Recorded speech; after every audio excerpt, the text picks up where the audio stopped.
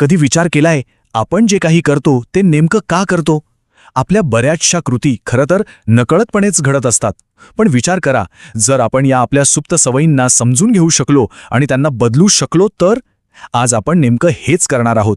Charles doing यांचं the power of habit हे पुस्तक वापरून आपण आपल्या सवयींमागचं विज्ञान उलगडणार आहोत. आता एक विचार करायला लावणारा प्रश्न. अशी एखादी व्यक्ती जिला काहीच आठवत नाही, म्हणजे तिची स्मरणशक्तीच नाहीये, ती व्यक्ती नवीन सवयी कशा काय लावू शकते? हा प्रश्नच आपल्याला या सगळ्याच्या मुळाशी घेऊन जातो. आणि या प्रश्नाच्या केंद्रस्थानी आहे एक व्यक्ती, युजीन पॉली. त्यांच्या केसनी शास्त्रज्ञांना सवयी आणि स्मृती याबद्दल पुन्हा एकदा विचार करायला भाग पाडलं. चला तर मग भेटूया युजीन पॉली यांना. त्यांची केस म्हणजे एक असं गूढ होतं ज्याने शास्त्रज्ञांना सवयी कशा काम करतात याचा पुन्हा नव्याने विचार करायला लावला. विचार करून बघा, एखाद्याची स्मरणशक्ती इतकी कमकुवत झाली आहे की नुकत्याच भेटलेल्या व्यक्तीला तो एका मिनिटात विसरून जातो. युजीनची अवस्था बरोबर हीच होती. तो रोज त्याच्या डॉक्टरांना आणि नर्सेसना भेटायचा आणि प्रत्येक भेट ही जणू काही पहिलीच भेट असल्यासारखी असायची. पण इथेच एक खूपच विचित्र गोष्ट समोर आली. म्हणजे बघा, युजीनला त्याच्या घराचा साधा नकाशा काढता येत नव्हता, पण तो न चुकता घरातला बाथरूम शोधायचा.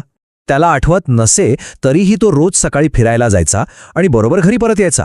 मग प्रश्न हा आहे की जर त्याची स्मरणशक्तीच काम करत नव्हती तर त्याच्या या सगळ्या कृतींना कोण मार्गदर्शन करत होतं? हे शक्य तरी कसं होतं?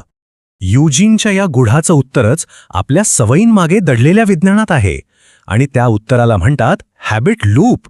आपला मेंदू आहे ना, तो खूप हुशार आहे. तो सतत ऊर्जा वाचवण्याचे मार्ग शोधत असतो. आणि हा जो हॅबिट लूप आहे तो असाच एक शॉर्टकट आहे. आपल्या रोजच्या क्रिया म्हणजे समजा दात घासणं किंवा गाडी चालवणं यांना तो स्वयंचलित म्हणजे ऑटोमॅटिक बनवतो, जेणेकरून आपल्याला प्रत्येक वेळी त्यावर विचार करायची गरज पडत नाही. तर मग प्रत्येक सवयीचे हे 3 महत्त्वाचे भाग असतात: क्यू, रुटीन आणि रिवॉर्ड. क्यू म्हणजे काय? तर एक इशारा, एक ट्रिगर, जसं की सकाळी उठल्यावर बाजूला ठेवलेला फोन दिसणं. रुटीन म्हणजे त्यानंतरची कृती, तो फोन उचलून सोशल मीडियावर स्क्रोल करणं. आणि रिवॉर्ड म्हणजे त्यातून मिळणारं बक्षीस, काहीतरी नवीन किंवा मनोरंजक पाहिल्याचं ते समाधान. आता परत युजीनच्या केसकडे येऊया आणि पाहूया की हे चक्र तिथे कसं काम करत होतं. क्यू म्हणजे इशारा होता दिवसाची एक ठराविक वेळ. रुटीन होतं घराबाहेर पडून त्याच ठरलेल्या मार्गावर चालणं. आणि रिवॉर्ड मोकळ्या ताज्या हवेचा तो अनुभव. त्याच्या मेंदूने हा लूप इतका पक्का करून ठेवला होता की स्मरणशक्ती नसतानाही तो आपोआप नकळतपणे पूर्ण होत होता. पण खरी गंमत तर आता पुढे आहे.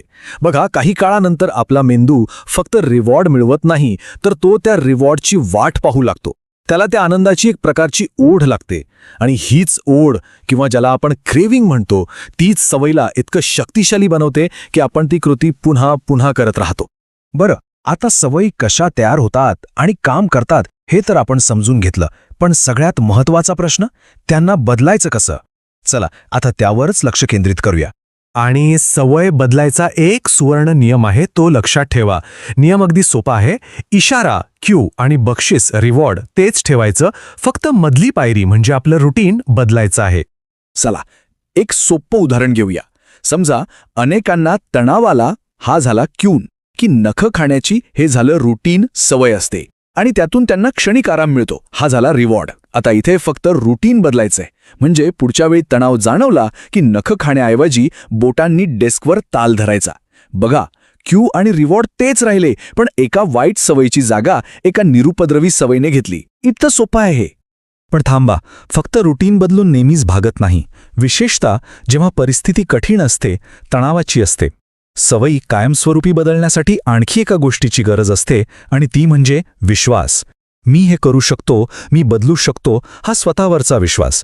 आणि गंमत म्हणजे हा विश्वास अनेकदा आपल्याला एकट्यानं नाही तर एखाद्या समूहात किंवा मित्रमंडळींच्या पाठिंब्याने मिळतो. आता आपण काही अशा खास सवयींबद्दल बोलणार आहोत ज्या बदलल्या की बाकीच्या अनेक चांगल्या सवयी आपोआप बदलतात, अगदी डॉमिनो इफेक्टसारखं. यांनाच म्हणतात कीस्टोन हॅबिट्स. तर कीस्टोन सवयी म्हणजे अशा सवयी ज्या अक्षरशः डॉमिनोप्रमाणे काम करतात. म्हणजे आपण फक्त एक सवय बदलतो आणि तिच्यामुळे इतर अनेक चांगल्या सवयींची साखळीच सुरू होते.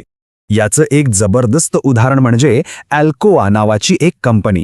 जेव्हा पॉल ओनेल तिचे नवे सीईओ बनले तेव्हा त्यांनी गुंतवणूकदारांशी नफ्याबद्दल बोलायचं सोडून फक्त आणि फक्त एकाच गोष्टीवर लक्ष केंद्रित केलं, कामगारांची सुरक्षा.